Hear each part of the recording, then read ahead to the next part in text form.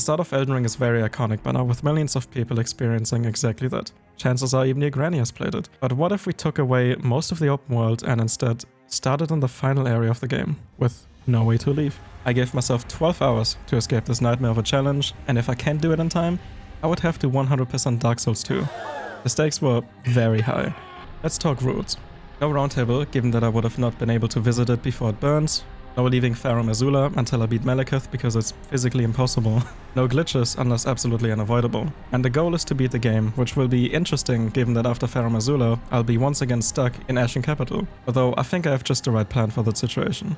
What this means is no weapon and flask upgrades, and to add insult to injury, Farum Azula has no weapon pickups, only a single shield. So I was stuck in an area averaging around level 100 while being level 9. And my only way to get a better weapon is to tickle enemies until they ruffle without the rolling and laughing, and pray for them to drop theirs, which is really not the time efficient. Not to mention the first concrete brick wall I will be slamming my head against will be the godskin duo, with a +0 weapon, and no sleep pods. And on top of that, I did not account for hitting a practically impossible roadblock near the end of the challenge either.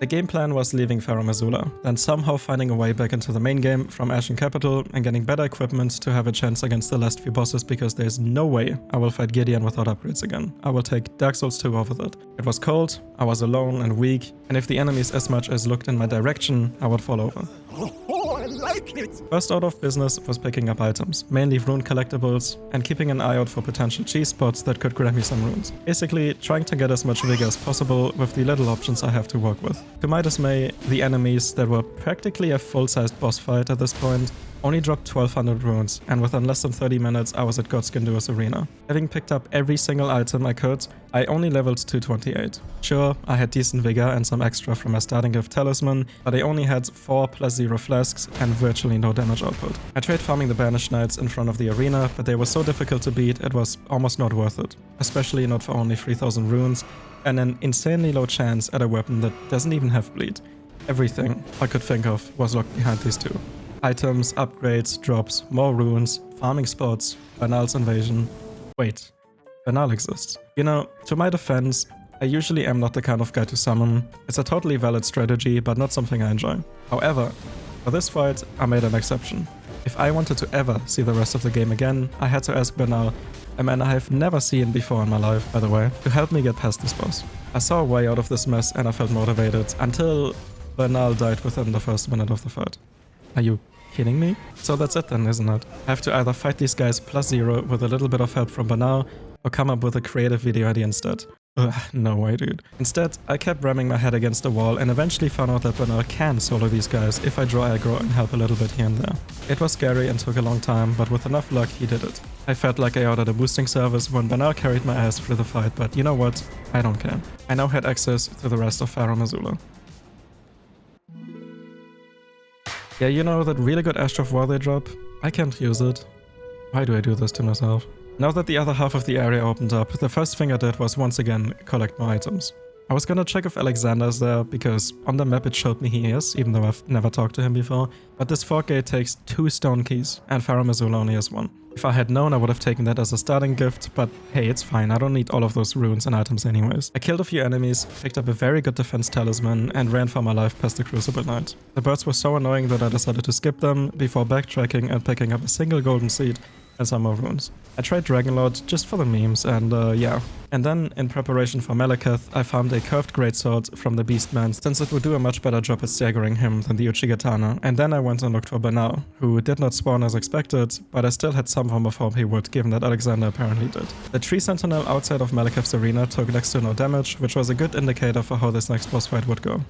So, to sum up the situation, I cannot be any higher level or get any better weapons, cannot fight any other boss or mini-boss, you haven't even subscribed yet, and everything is just bad. But now it was time for Big Boy Maliketh. This fight was a nightmare. It's honestly my favorite fight in the game, but it was an extremely long and difficult fight with basically no room for error. No! It took me hours, every attempt averaging a few minutes, and I learned a lot about him that I didn't know before. The greatsword staggered him pretty easily, and for phase 2 I switched to the Uchigatana to take advantage of bleed. And then, with enough determination and time I don't have, I ended up finally doing it. And with that, I made it out of Farum Azula. think by now it's time to talk about the mastermind strategy I had come up with to escape the Ashen capital and return to the main game. My plan was to go into the sewers from the capital, beat Moog, drop into the Madness Cathedral and take the hidden path to the Deep-Root Depths. From there, I can take the coffin to the Rainey's quest part of Ainsel River, drop down near the Hanging Estelle and backtrack to the elevator, which should take me to Limgrave. Sounds good, doesn't it? I made my way down into the sewers and skipped the second half of it because I spent enough time in the sewers when I'm browsing YouTube, and then it was time for Mini Moog. Nothing much to say, this fight leaves a lot of very big openings to punish and stagger him really easily over and over, so it really wasn't that difficult. I then opened up the door behind him and... Wait, what? You can't be for real. So yeah, my only plan since the beginning has proven to be impossible, and I was stuck. That's when it dawned on me. Will I have to fight Gideon with a +0 weapon? Please no, man. In an attempt to avoid that, I walked around Ashen Capital for a while and found out about something I honestly never knew. You can simply backtrack and leave the capital? No idea if it's specific to this run, or if it's actually a thing in regular runs since Draconic Tree Sentinel kind of just vanished, which seemed weird. I am so okay with it. It was so nice to finally meet a person after being in empty and lonely areas all day. Now I just had to go to Volcano Manor, pick up the Serpent Hunter and some upgrade materials, backtrack to EG and upgrade it, and then I would be good to go. Spoiler, that did not work out in the slightest. Getting to Volcano Manor was not really a big deal. I picked up a lot of upgrade materials on the way, and once I was there, I picked up the Somber Smithing Stone 5 and took on Godskin Noble. It was a pain, to say the least, but I made it through in the end. I beat Rykard very smoothly, no risks whatsoever, and then it was time to go and get my Serpent Hunter to +10, since I had all of the materials and around 300,000 runes to use. I had two options: the Grand Lift, which requires the medal and therefore is not actually an option, and a Magma Worm Cave. I picked up the Ritual Sword Talisman and then came across a massive roadblock, much bigger than I initially thought. The elevator down to the Magma Worm is not operable from above. Every time I came across an air like that, I heard Gideon whisper sweet nothings into my ear holes. I tried a true and tested glitch from the past, but there was a single small wooden beam above the button, not allowing me to land on it.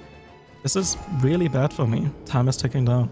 After some trial and error, however, I found a way to get around that by falling down on my horse and using the knockback of falling off of my dead horse to land below the beam.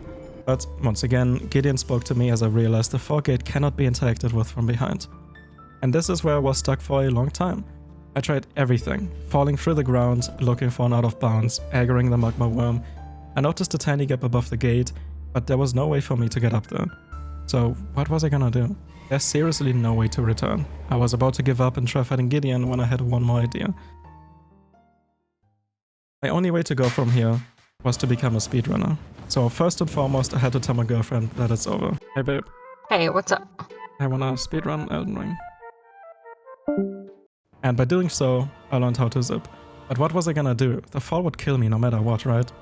Well, yes, but I was hoping to find a stick of Marika high enough that I would be able to respawn there after dying. My first goal was the Madness Church with Vike, although I wasn't really sure if it had a stick. But after some time, I tried landing in the tiny area just before the Loretta fight, since that one had a stake, and then it worked, and here I was, back in the rest of the lands between. And from here, it's easy going. It is basically a normal run now, except that I will never be able to visit the real capital again. So I went to EG, got a +10. I could have gotten even more stuff, such as buffs, Ashes of War, my flask, but I really didn't have any time for that. I took on the rest of the game with 8 +0 flasks and a dream. I had an average PvP duel with Gideon, had some private time with Godfrey, and then took on the final boss, which was pretty easy. At one point, I was only one Elden Stars dodge away from surviving and escaping a start in Farum Azula, and once that was done, I could call myself an Elden Lord, or Farum Azula Lord, whatever makes more sense. And I did all of this with exactly 30 minutes left on the timer. If you've watched the entire thing and enjoyed it, then I can guarantee you will enjoy this one as well.